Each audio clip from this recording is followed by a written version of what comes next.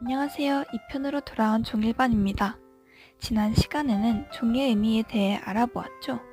이번 시간에는 나머지 글자 일의 의미에 대해 알아보는 시간을 가지려 합니다. 함께 알아볼 준비 되었나요? 그럼 시작합니다. 여러분은 돈을 생각할 때 무엇이 생각나시나요? 돈으로 할 수 있는 여러 가지 것들도 생각나지만 돈을 얻는 방법들에 대한 생각도 빼놓을 수 없습니다. 그렇습니다. 사람들은 주로 일자리를 가져 자신이 살아가는 데 필요한 돈을 얻어 생활합니다. 일자리가 정말 중요한 것이구나 생각할 수 있습니다. 그런데 이렇게 중요한 일자리에 대한 문제점들이 상당히 많다고 합니다. 안타까운 일이죠. 본격적으로 시작하기 전에 저와 함께 우리나라 일자리 문제점 딱 3가지만 알아보도록 하겠습니다. 지금 이슈가 되고 있는 일자리 문제 중 가장 먼저 함께 들여다볼 것은 바로 최저임금 제도입니다. 최저임금 제도는 일정 금액 이상의 임금을 근로자에게 지불하도록 법적으로 강제하는 제도입니다. 취지는 임금 생활자의 소득을 증가시키며 수준 이하의 노동 조건이나 빈곤을 없앤다는 데 있습니다. 여기서 잠깐 익숙한 이름이 나오네요. 아니 그런데 너무 완벽해 보이는 이 제도에 무슨 문제가 있다는 것일까요? 노동자들이 안정된 수준으로 생활하기 위해서는 일정 수준 이상의 임금을 받는 것이 좋겠죠. 그러나 최저임금 수준이 너무 높게 결정된다면 일차적으로 최저임금 적용 대상의 고용이 감소하고 고용하는 기업 입장에서는 큰 부담을 안겨 전반적인 고용 감소를 불러일으킬 수 있습니다. 우리나라 일자리 문제 중 첫 번째였습니다. 두 번째는 청년 실업입니다.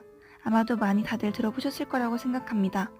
통계청이 9월 12일 발표한 2018년 8월 고용동향에 따르면 15세에서 29세 청년층 실업자는 전년 같은 달 대비 2만 5천 명 증가했고 실업률도 10%에 이르렀다고 합니다.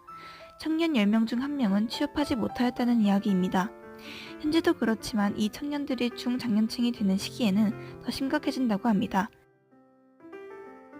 마지막으로 알아볼 문제는 제조업 위기입니다.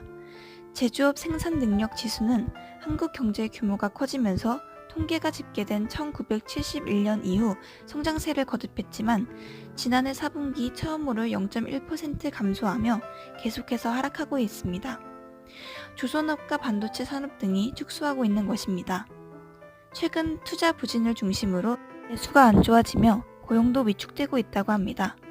이는 경제 성장을 낮아지게 하는 큰 원인입니다. 지금까지 우리나라의 경제 성장과 고용에 큰 몫을 했던 제조업이 축소된다면 더 많은 실업자는 생겨날 수밖에 없습니다. 자, 지금까지 조금 무거웠던 시간이었죠? 우리나라의 일자리 문제는 생각보다 더 심각하고 다양한 형태로 일어나고 있습니다. 실업률이 하루가 멀다 하고 높아지는 요즘, 우리에게 가장 필요한 것은 바로 무엇일까요? 바로 좋은 일자리 창출입니다. 저희 종일반의 일의 이름이 드디어 등장했네요. 빈곤 종식을 위한 좋은 일자리 창출, 정말 중요하고 필수적인 것이 아닐 수 없습니다. 다음 시간에는 저희가 준비한 프로젝트의 최종 산출물과 함께 만나보겠습니다. 그럼 또 봐요. 안녕.